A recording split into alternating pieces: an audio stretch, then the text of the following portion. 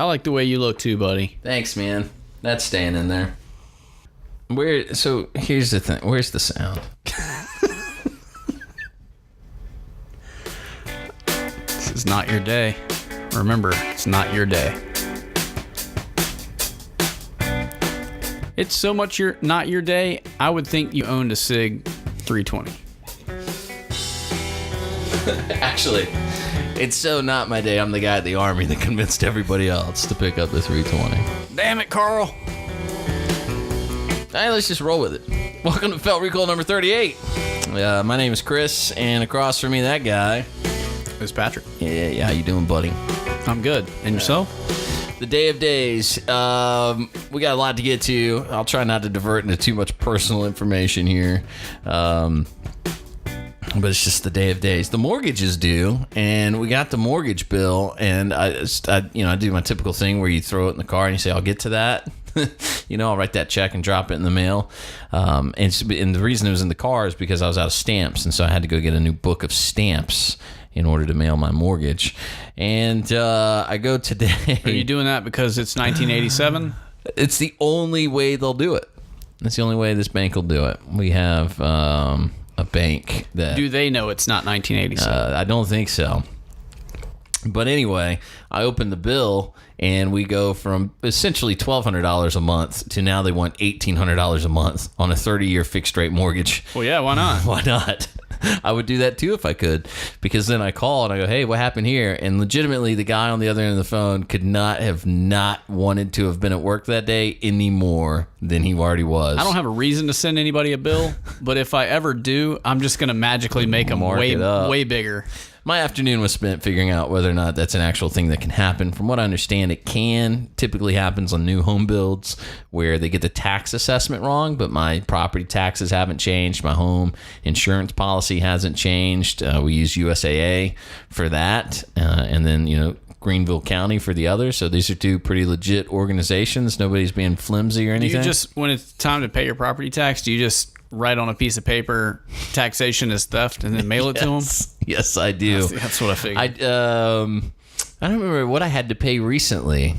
A fine of some sort to the government. It wasn't like a speeding ticket, though. It was something where they were demanding money for something I shouldn't have had to pay. And I wrote in the memo portion that government is stupid. I just wrote, government is stupid, and left them their check. So anyway, a lot to get to on this week's episode. The Sig fiasco, the 320, looks like it will fire unintentionally when dropped at a certain angle. A lot of people taking sides here, but I tend to be of the opinion that if this is a gun you're taking into battle of any sort... I don't know if there's a side to take at this point. Oh, but there is, my friend. We'll read some of the comments. All right. Also, our good friend John Correa over at Active Self-Protection posted a question about, would you carry 380 ACP as your daily carry? Would you carry a 380 for personal protection? And I was interested to watch the debate unfold on his status on Facebook. It's funny how adamant people get about caliber, but I'm going to tell you tonight, right here, right now, don't go too far. I will tell you how to win that debate every time, okay? But first, let's talk about this week's charity of choice, and that is Mission 22. Mission 22 is fighting the war at home against veteran suicides. It's estimated that we lose about 22 U.S. veterans to suicide every day. Mission 22 is funding treatment for PTSD, TBI, and other related issues facing our heroes when they return home. The VA is a great resource for what it's worth, but it is understaffed and underfunded. If you don't live under a rock, you know that. People are dying while they wait for help. But with your help, Mission 22 will get the vets the help they need now without the wait. So please visit mission22.com. Check out what they're all about and consider making a donation. Mission22.com. If you can't remember that, just go to feltrecallshow.com and we've got them listed there underneath charities of choice. Real quick PSA announcement. It's about range hair. Here's what happens. Buddy of mine has an FNS. And I have the 509 now, and he says to me, hey, can we hit the range and you bring your 509 and I want to shoot it right next to my FNS. I want to see if it's worth upgrading. And I say yes, and we go to the range and we shoot, and then we leave the range, and I walk around like I'm a normal human being, and I feel like all the pretty ladies are checking me out, and it must be because I'm so macho. And I say to my buddy, I feel like this should have started with a Wayne's World dream sequence. And I say to my buddy, I'm going to run to the restroom and wash my hands real fast. And I hit the head. I'm washing my hands. I look up, and I've totally got range hair, man. You know, I've had the hearing protection on, and when I pushed it down, I did that thing where I pushed my hair rearward. Instead of, coming down flat and pushing forward. You push the headband on your ears back. Yes, yeah. And so my hair had this like funky wave thing happening about 3/4 of the way back, and I've already got a receding hairline anyway, so it just looked that much worse. And so I go back and I'm like, hey man, you can say something next time. Just go, ooh, your hair. Because we're friends, You can say it. So tell a friend, okay? If they got the range hair going, just say something. Nobody's going to be mad. All right, we're going to take 90 seconds, and we're going to let the man that discovered the issue tell you what he believes is happening with the Sig 320. It's just 90 seconds. Listen, and we'll explain more details as necessary. But here's the crux of it, okay? Hi, I'm Andrew with Omaha Outdoors. In the past couple of weeks, we released 2 reviews of the P320 from Sig, one of the X5 and one of the full-size TAC Ops. I recommended these pistols very highly because they performed very well in all of our tests. In the last week, we became aware of rumors on the internet that the P320 would fire if it were dropped. We decided to test this ourselves. While we were conducting our testing, Sig released a statement saying that the P320 was drop safe. And the Dallas Police Department, which had previously suspended the use of the P320 by its officers, said it was putting the pistol back into service after its concerns were alleviated. We have been in communication with SIG about the results of our drop testing, and we are now ready to release the results to you. It should be noted that the P320 will pass all of the commercial, industry, and government drop tests that we're aware of. All of these drop tests require that the pistol be dropped with the bore axis perpendicular to or parallel to, in some fashion, the ground or the surface which the P320 is being dropped. We found in our testing that the P320 will fire if it is dropped at a certain angle. This angle is not found in any of the previously mentioned drop tests. If the pistol is allowed to drop with the bore in an upward direction and the frame and the slide contact the ground at the same time, the trigger continues to move to the rear and the pistol will fire. All right, so he goes on to say that some of the guns were tortured, and it was kind of a mixed bag of tricks. 3 out of 4 guns would still fire, but it wasn't just the 3 guns. They weren't all tortured, and they weren't all untortured. So essentially, what Omaha Outdoors determined was it's a trigger issue, the X5 being the only gun that wouldn't fire when dropped at a 30-degree angle, allowing the slide in the frame to simultaneously hit the concrete. Now, before we get really into it, because I don't want you to think that it's just us dogging Sig, really, we give Ruger a hard time. My dad asked a couple weeks ago, why do you guys always pick on Ruger? And I had to explain this because Patrick literally had a Ruger fall apart in his hands while he was shooting it one day. It's very true. And so that's just kind of, they're the punching bag. They're the whipping boy. I don't think there's a brand out there, though, that I would say never, ever buy outside of Taurus. Because tourists legitimately sold guns to terrorists, legitimately knew they were selling guns to terrorists and did it anyway. You can Google it all day long. You can see it on our Facebook they're coming page. out with the Aloha snack bar model that's shot this next year. It's going to be great. It's going to be great. It's going to be a good time. So I would never buy a Taurus again. I've bought them in the past. I will never buy another Taurus. I will never buy another Taurus. I will never buy another Taurus because that corruption went all the way to the top. The top execs were involved in that. But we do give Ruger a hard time. But we kind of have this thing that I want to be real clear about with you. What we never want to be is the typical gun review guy or gal that you see on YouTube who is in the foot race to be the first to find the problem. That's what everybody tends to do when you watch gun reviews. And I think that's what makes guys like Hickok 45 as popular as they are, is he doesn't do that. Hickok 45 simply enjoys shooting guns. He's just always telling you everything positive about it. And if you've seen Steven Crowder and his parody of Hickok, that's kind of spot on, man. That's so good. The big point he makes is, well, nothing wrong with that. Now that was a nice shooter, you know? And then he does just a perfect impression. But my point is, I don't want to come across that way. So I'm going to be real clear about this. We have a review up of the 320X5 on our YouTube channel, and I stand behind recommending it all day long. I think it's a great gun. It's a lot of fun to shoot. Apparently, it would surpass expectations, and it would pass this drop test. I think that the Sig MCX is one of the smoothest shooting carbines on the market, and if you have $1,800 to spend on a rifle, I think that's one highly worth considering. And if you're thinking about a daily carry, the Sig 238 or the 938, single stack 380 and 9mm respectively, are probably the most cream of the crop everyday carry gun you could buy. Some of the finest concealment handguns there are. I love those guns, and I say all of that sincerely. My issue with Sig is not the fact that a mistake was found with their production of the 320, with their design of the 320. It is their blatant disregard for the consumer in the way they handled it. So let's get into the backstory that I think is incredibly important here. First, let's go to the official statement from Sig as of 4 days ago from the firearmblog.com. They posted that Sig said on August 4th, in response to social media rumors questioning the safety of the 320, a variant of which was selected by the U.S. government as the U.S. Army's modular handgun system, Sig Sauer Inc. has full confidence in the reliability, durability, and safety of its striker-fired handgun platform. There have been 0 reported drop-related P320 incidents in the U.S. commercial market, with hundreds of thousands of guns delivered to date. Now, here's the thing where I think Sig is being very, very, very, at the very least, shady and unethical, and I think almost borderline immoral. And I mean that because that statement is 100% true, despite what I'm about to tell you.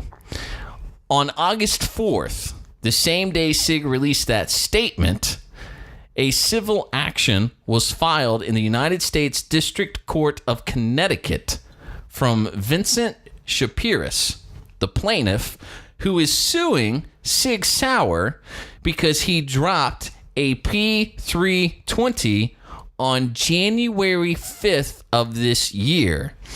The 320 was inside of a level 3 Safariland retention holster, and it was in the gear he was using to serve on the police force's special response team in Connecticut. The gun, with the shroud up, jostled when it hit the ground, and the trigger fired. A bullet struck Mr. Shapiris, I hope I'm saying his name correct, by the way, in the leg and lodged itself inside of him. He has had multiple surgeries since January the 5th and has just now accumulated all of his medical bills and filed suit against Sig Sauer on August 4th of this year. Now, maybe you're wondering, well, Kris, how in the world does that jive with the official statement of Sig Sauer that there's been 0 reported drop-related incidents? Well, because they finished that phrase with, in the commercial market. So, no drop-related incidents in the commercial side. But that little LE caveat. So Sig is not lying to you, but they are misrepresenting the truth. There have been reports, and in one incident, an officer almost died because his 320 went off when he dropped it inside of a holster, a level 3 retention holster, by one of the most reputable holster brands in the industry. goes into his leg and he requires multiple surgeries, you would have an impossible task to convince anybody that Sig didn't know about that incident. Well, if it had been a Blackhawk holster, I'd buy the whole story. But since it was a Safari Land, I don't know if I believe it. Yeah, I mean, if you're talking mall cop using a Serpa, I'd go, well, we can probably do the math on what happened here. I'll tell you how we fix this problem.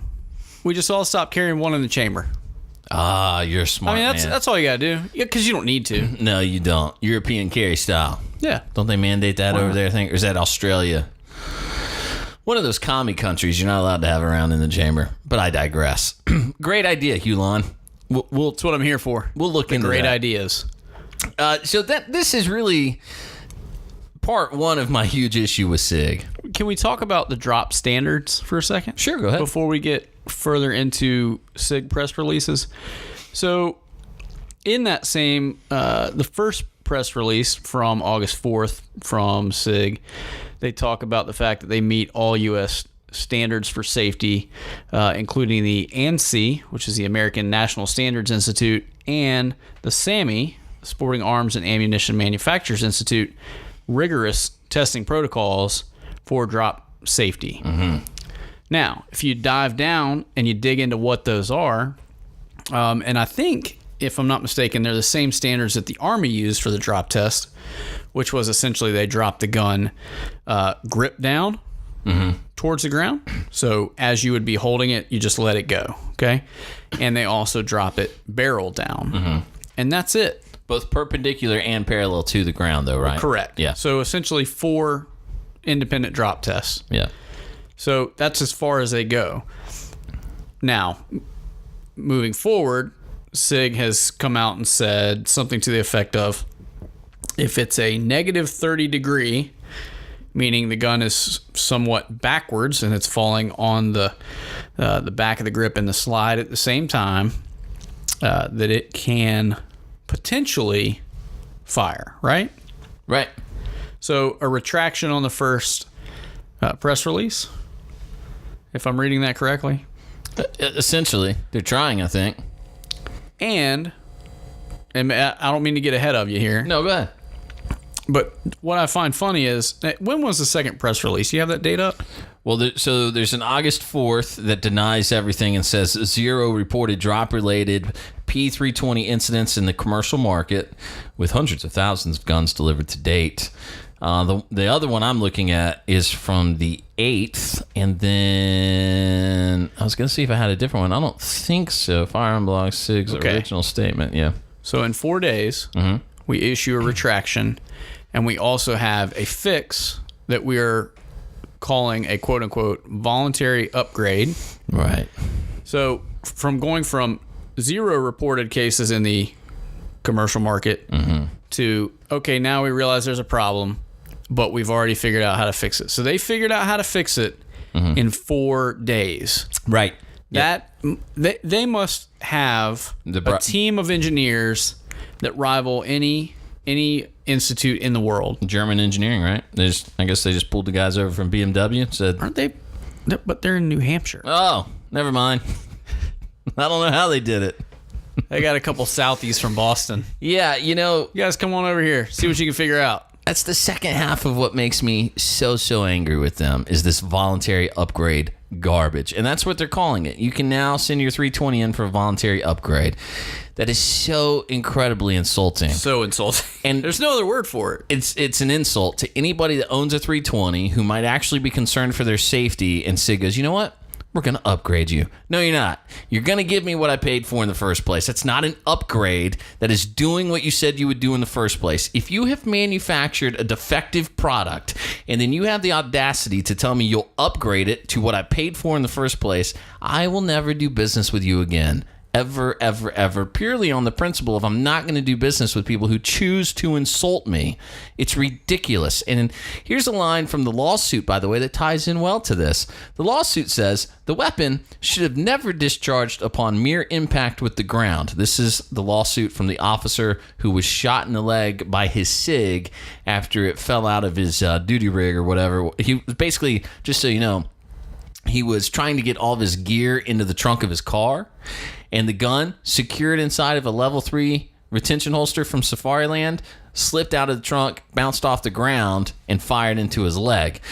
His lawsuit says the weapon should have never discharged upon mere impact with the ground, holstered or unholstered.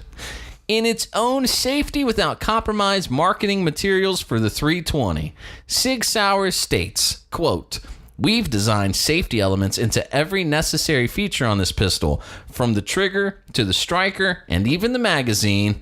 Underline it, write it in red, my friend. The P320 won't fire unless you want it to." Verbatim from Sig's own materials, the 320 won't fire unless you want it to. Stupid, stupid, stupid. So, if I bought a Do you think 320... an engineer wrote that or a lawyer? An engineer... Well... Or a janitor? A marketing person that's never touched a gun before wrote that, because that is verbiage that even the fifth graders among us would read and go, "No, whoa, whoa, whoa, whoa, whoa, whoa. Are we so confident in that?" Because look, anybody with firearms knowledge to the slightest degree is going to go, "Well, I mean, there have been problems in the past where, you know, guns will fire." Look. You ever heard of a little company called Remington? Yeah, exactly. Just a exactly. That was the 700 line. 700, yeah. And look at the XDS and the Smith & Wesson Shield. Those are probably two of the most popular concealment guns on the market today, and both of those companies issued full recalls on both of those lines of guns. You are a moron. You are an absolute imbecile who doesn't need their job if you're going to put in marketing materials for SIG's 320 that the gun will absolutely never fire unless you want it to. You must know more than whatever is existing inside of your bubble. But since you brought those two up, let's talk about them for a second. Okay. Because the XDS, the issue they had after it, shortly after it came out, was that it would fire potentially 2 rounds with 1 trigger pull, which I call an upgrade. Yeah, exactly right. So let's, but call a spade a spade. But may I add to that though? Sure. That you must remember an important detail of the XDS recall was that a gentleman had self-engineered. He had taken his gun apart, right, and played with the grip safety and created that problem, and then said, "Ha, look what I made it do." And then Springfield said, "Send it back, we'll fix it." And not just send his back, send them all back. Yeah. And we're going to make sure it doesn't happen to any of them. And so the point, though, is that wasn't a manufacturing defect. Right. Okay. So let's move to the Shield, which had an issue where they have a brake trigger as a safety mechanism. And that trigger, that shoe, if you will. So what that means, correct me if I'm wrong, so I'm on the same page. Your trigger kind of breaks. There's like a center line on the trigger itself. And it you have hinges. A hinge, and you have to pull the bottom half of your trigger parallel to the top half to move a shoe. Is that what you called it? Sure. Okay. Why not? You're gonna move this little notch basically out of the way of the frame of the gun to allow the trigger to move all the way to the rear. Okay. Yep. What they discovered happened was some doofus on the assembly line was putting the springs that pushed that trigger shoe forward, was putting them in backwards. No, why not? So it wouldn't engage. So potentially the trigger could move to the rear without a proper trigger squeeze. Gotcha. But what did Smith & Wesson do? They said, okay, we think it was this small batch of serial numbers, but you know what? Here's a bigger batch. We want to bring all those back because these are the dates Dum Dum was working, and we're going to go ahead and get all those fixed, whether they needed it or not, on their own dime. Yep. But they were upfront about it. I'll give you one more. Right. I'll give you one more example. Magpul, when Magpul came out with their first Glock PMag, they did not work. They started shipping probably, I would assume, thousands of units. They made them into customers' hands, and one of the first things the customers discovered was that those magazines would not feed hollow point ammunition. Really? I don't remember this. Well, you want to know why you don't remember it? Because Magpul issued a statement saying, you know what, guys? We screwed up. We screwed up big time. Yeah. And if you'll send those magazines back to us, we're going to scrap them. We've already fixed it. And we're going to send you a brand new one. Yeah. No questions asked. And everybody did it. And it was the perfect example of how you handle a situation like this. Now, was theirs as potentially deadly as what Sig is facing? Probably not. Right. But they did it right, and it's a perfect example. And all Sig had to do was follow that lead that's already been set by several other companies in this industry. This is not a new thing. Right. It happens to everybody. It happens all the stinking time. Yeah. I mean, so we just mentioned literally Remington, Smith & Wesson, Springfield, and Magpul. Some of the biggest names in this industry have gone through this. Noticed you didn't say Glock there, Hulon. Because Glocks are perfect. As soon as you replace the trigger and the sights and get your stippling done and get your frame cut, your slide cut, yeah, you're pretty much good, man. Perfect gun. Glock perfection. All right. And yeah, so yes, that's very astute, very, very astute on your part, because the thing to me is, if you're willing, there's two approaches in business. Either you believe that the people that buy your product are like you, or you believe the people that buy your product are stupid, which means you don't know why they buy your product. So if you're Magpul, you're Smith & Wesson, you're Springfield, you're Remington, you do these recalls and you say, listen, if you send it back, we'll fix it because we recognize there's a problem. Or you're Sig and you think everybody's an idiot and you say, okay, voluntary upgrade. Because here's the thing. Voluntary upgrade of P320 pistol. This is from August the 8th, SIG's official statement. Voluntary upgrade of P320 pistol. That's all it says at the top. P320 pistol meets requirements for industry and government safety standards, performance enhancement, optimize function, safety, and reliability.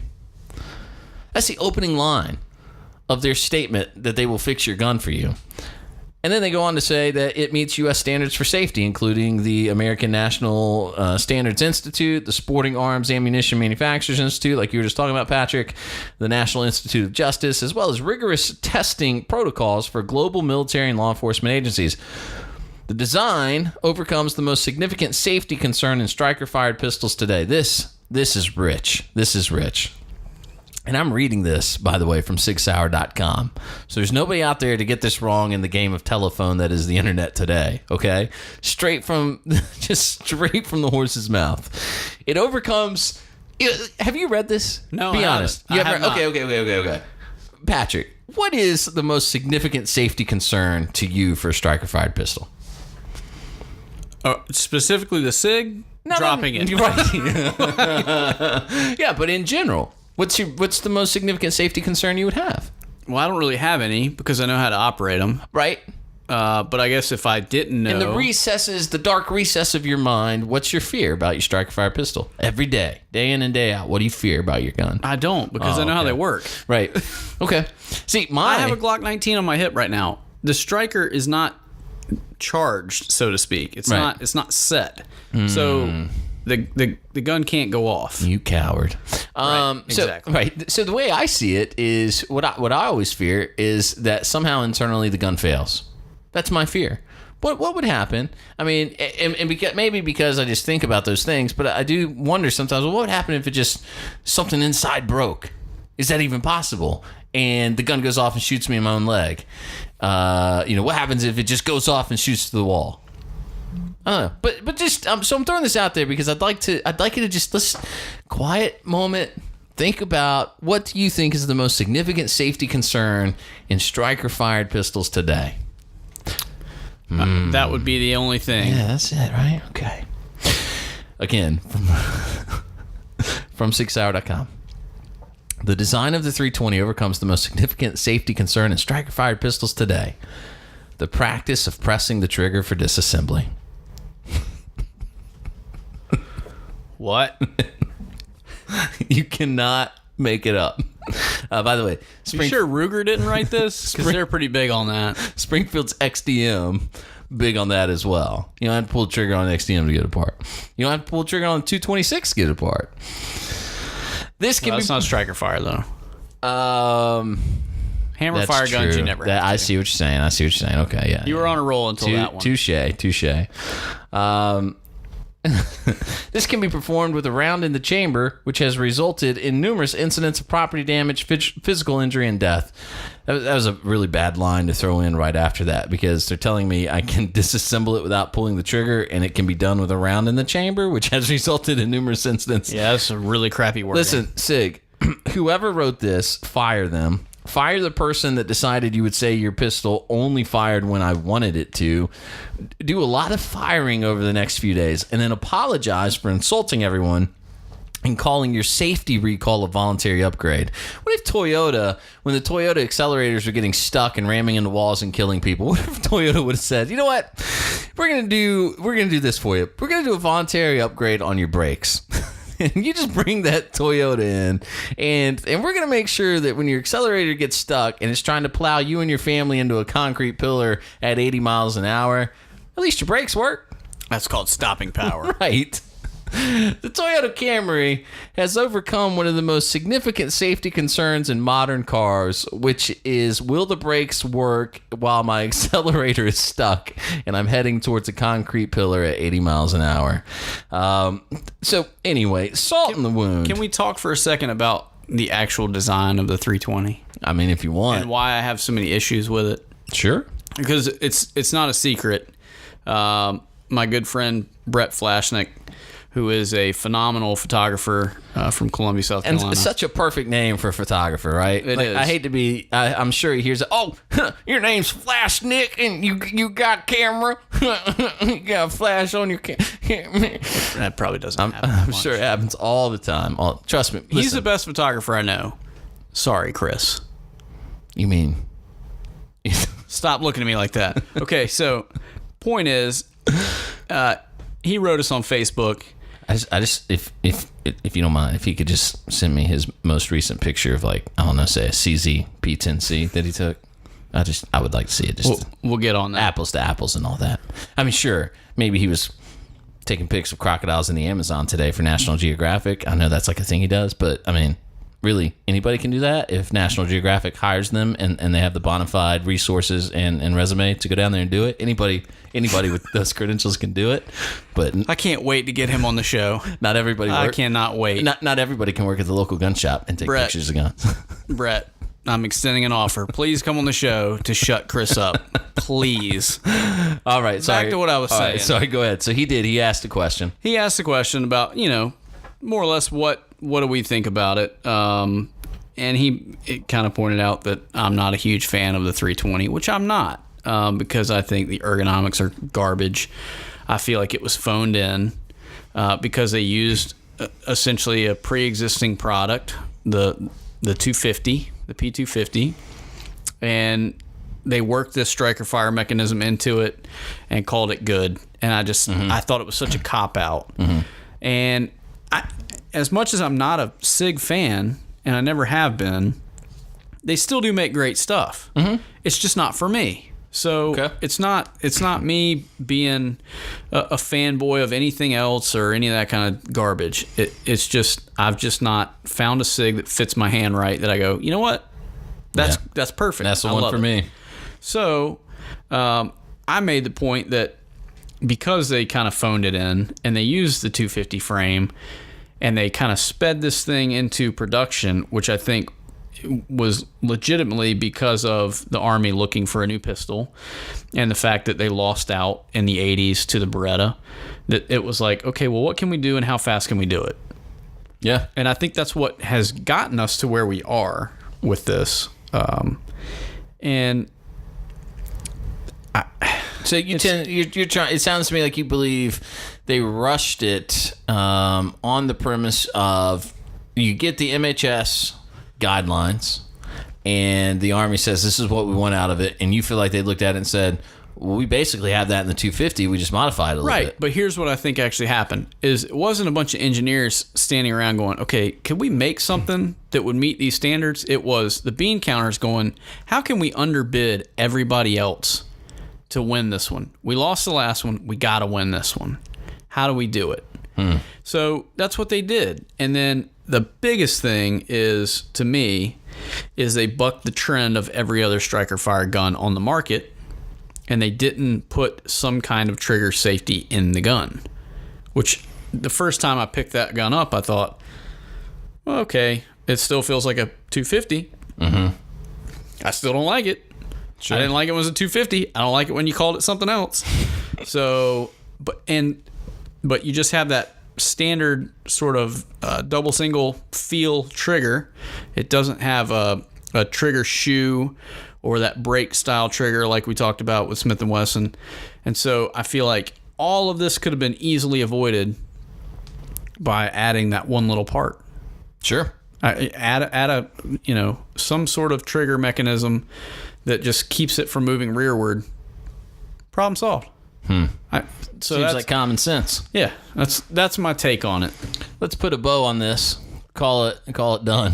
But I'm gonna finish this by reading the lawsuit. I'm gonna read you just a little bit. You can read the lawsuit for yourself from the officer whose .320 shot him in the leg while it was holstered.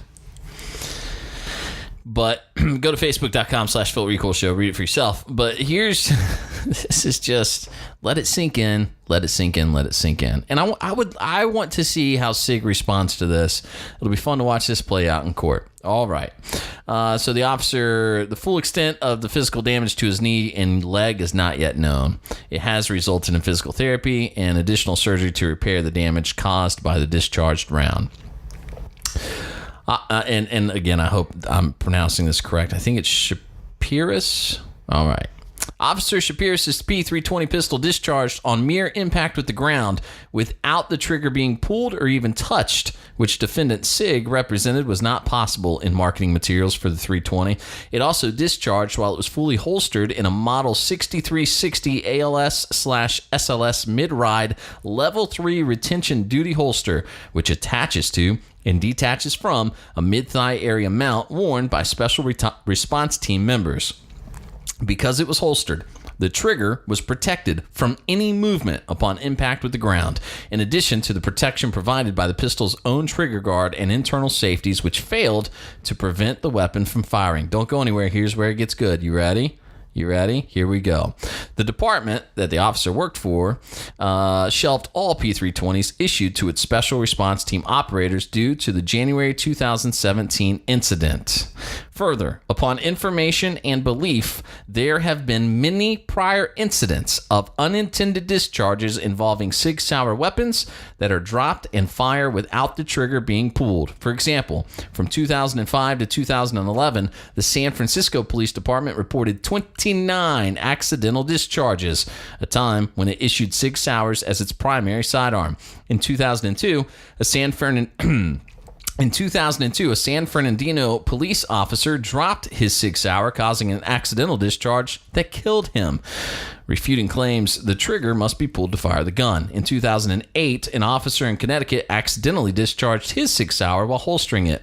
In 2011, a security guard in St. Louis dropped his Sig Sauer, unintentionally shooting someone. In 2012, a New York transit officer accidentally discharged his Sig while holstering it. In 2014, a federal air marshal in New Jersey unintentionally shot himself while handling his Sig Sauer service weapon. In 2015, a Pennsylvania state trooper and firearms instructor accidentally killed another trooper with his Sig while conducting safety training. In 2016, a tactical response training instructor near Sacramento dropped his Sig, firing a bullet into a student's truck. In 2017, a sheriff's deputy in Michigan accidentally discharged his Sig, striking a school teacher in the neck. In the period between 2012 and 2015, the New York City Police Department reported 10 accidental discharges involving Sig Sauer weapons. On August 16, 2017, the Dallas Police Department issued a recall of the P320 due to drop safety concerns, prohibiting its use by officers until repaired. In an interview in 2013, SIG's chief financial officer, Timothy Scullin, noted that SIG's revenue rose approximately 1,400% from 2012 to 2013 and stated that Sig Sauer's growth has outpaced its industry's growth by 2 or 3 times. When asked what some of the biggest professional challenges he has faced in his career, he stated, "At SIG, to grow this fast, people get really challenged. When you're growing 70-80% a year, all the systems get stretched and the people get really stretched. You have to be able to manage multiple tasks in a very fast environment and in an environment that's highly regulated, so you can't mess up, otherwise you get shut down." So look, to be fair, those aren't all drop issues. Some of those could have been negligent discharges. Sounds like a few of them. Yep. But I don't think they make it into a lawsuit about a cop shooting himself in the leg after, well, he didn't shoot himself in the leg. I don't feel like that's fair. After a cop being shot in the leg when his 320 fell onto the ground and went off on its own, I don't think they make the lawsuit if they're not at least somewhat problematic. The lawyers have to know that there's a problem happening here. Problematic. That is the word. Maybe that'd be the next model name. The Sig Problematic 320. P320. Wait, we just found out what the P stands for. Figured it out. We just found out. I've always wondered. The P's for problematic. Put that on a t-shirt and sell it. Then we'll be sued by Sig. That'd be fun. All right. We're going to be famous. Yeah, it's going to be good. It's going to be great. Okay, let's move to the caliber debate. I'm going to tell you how to win the caliber debate anytime and every time. Ready? It's really, really, really simple. Our buddy John Correa, who was on this very podcast not so long ago, one of our favorite guests we've had so far. John runs a website called Active Self-Protection. If you look up Felt Recoil number 20, that's our interview with him. He is a very knowledgeable guy. He posted on Facebook, and he asked, would you carry 380 ACP as your carry gun? Would you use that for a defensive round? You asking me? Yeah, PMAG, would you? Probably not. Interesting, PMAG. Why not? Do I have to tell you why? Yes, okay. Of course you do. Because essentially what a 380 is a low recoil 9mm. Yes, sir. And so capacity typically is not going to be a whole lot different. But the energy of the projectile is pretty significant in difference. Sure. So you're going to be able to carry potentially the same number of rounds. Let's say we're carrying something for concealed carry. Ballpark, same amount of rounds. More energy in the 9mm. 9mm is not that hard to control. Yeah. So that just makes it an easy choice.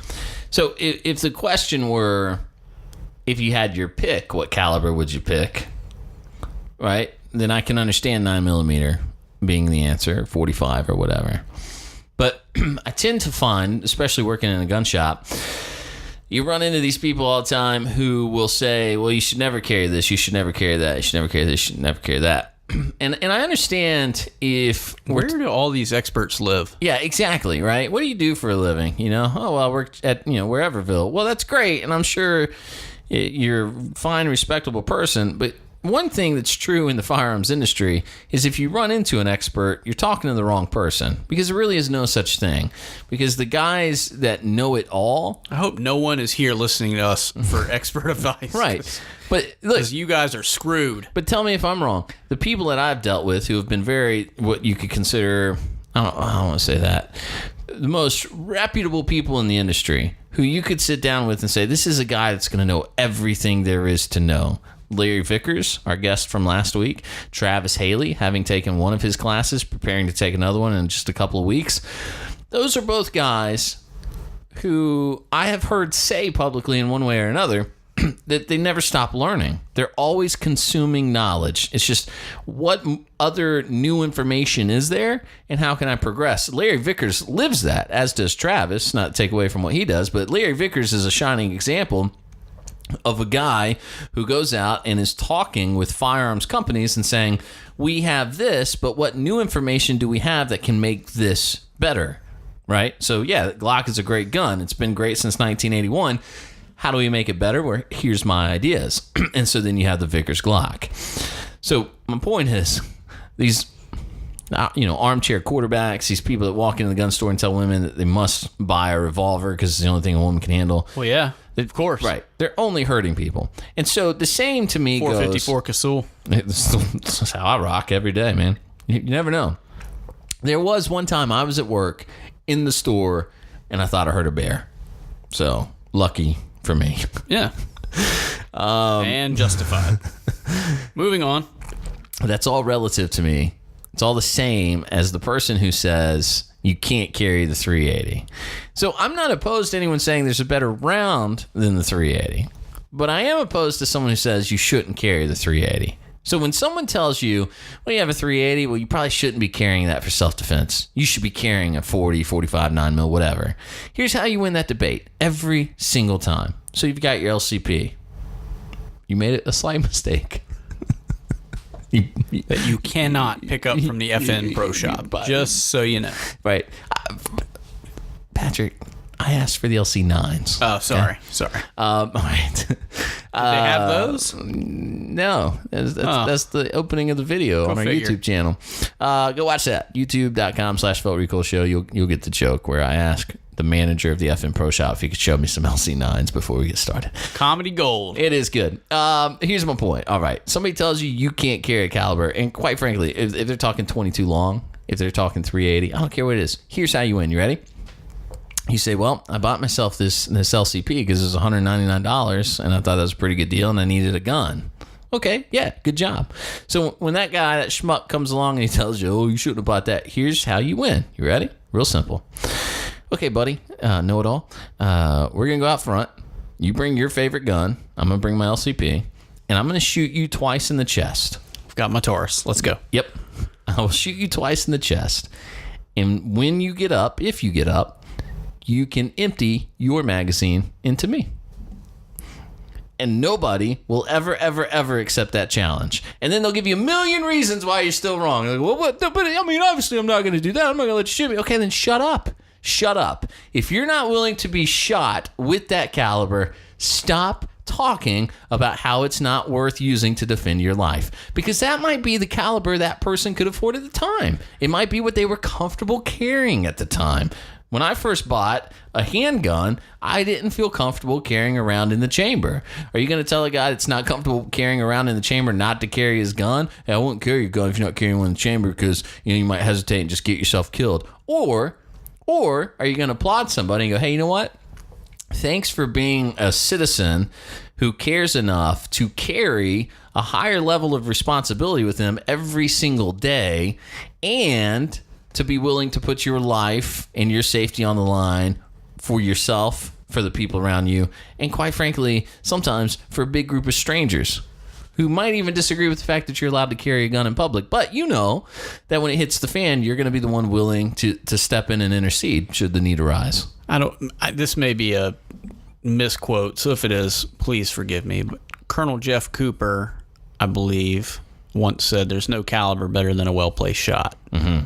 Yeah. And if it wasn't Jeff Cooper, again, forgive me, someone smarter than myself said it. Mm-hmm. Point being, you can shoot somebody in the arm with a 50 cal and they might not die. But if you hit that go to sleep button with a 22, they're done. Yeah. So, I mean, it's all relative. And there's two great stories that back up your point. Story number one, and these are both true. Elderly couple, carjacked. The man shot the carjacker 6 times with his 22 long revolver, and the man beat the couple, took the guy's gun and his car, and drove away. Okay? 22 long. PCP is a hell of a drug. Exactly. Well, that's why you should never, ever, ever use 22 long. See? Kris just proved it. Hold on a second. Hold on. There's also a great article by a police officer who says why I carry 100 rounds of 45 ACP with me every day. And he details how he was in a firefight with a gentleman high on PCP who was much more heavily armed than he was, and 13 rounds of 45 ACP did not take that guy down. You do not know what you will run into. I'm a huge advocate of carry all the firepower you can carry. If you can carry a Glock 21 in your waistband every day and have that much 45 at the ready and you're comfortable, go for it all day and twice a day. I'm fine with it. The only thing I'm talking about here, I'm not arguing caliber. I'm arguing getting at people for carrying a specific caliber. Stop and I'm not saying, by the way, just to be real clear, I'm not saying John Correa did that. John just asked a question. The people in the comments got it. No. Yeah, right. The people of the internet lost their freaking collective mind? They were not. No, come on. They were not as cordial and understanding as they usually are. It was weird. But yes. Well, that's odd. It quickly devolved into all these people talking about what the caliber was. So I hope I'm really clear here that I'm not trying to say John was wrong about anything. anything, because I think John's a smart guy. But the comments went into the direction of, here's all the reasons you can't carry these certain calibers, and specifically the conversation was about 380. But I just find that to be so fallible because it doesn't stand the simple litmus test of, then let me shoot you with it twice. Heck, let me shoot you with it once. Let's go outside, and I'll pick one spot on your body. I'll shoot you there one time. And then you can empty your gun into me. Because I'll tell you what, I feel pretty confident that from even 21 feet away with an LCP, I could put it around anywhere I wanted in another man's body. Yeah, probably. So the point is, like you said, no caliber beats a well-placed shot, but there's also something to be said about, regardless of your caliber, getting out there and working with it enough that you feel comfortable that it would save your life. Well, to my point about why I would rather carry a 9 than a 380, the fact that 380 is basically a reduced recoil version of a 9mm, if I feel like the most important thing is, can you operate that gun efficiently? Right. Can you get multiple rounds on target? If I could do that with a 10mm and I could get away with concealed carrying it, I probably would carry a 10mm, but I can't. Yeah. So if a 380 is the route you go because it's more comfortable for you to carry and you can get that muzzle down faster and pull that trigger again and get another shot into your target, so be it. That's right. And so that's really the bottom line on it, as far as I'm concerned. I think you're exactly right. It's a good note to end on, is that you must be comfortable with whatever it is you're carrying. And furthermore, bottom line, everything in this industry, when it comes to firearms and self-defense, everything is subjective.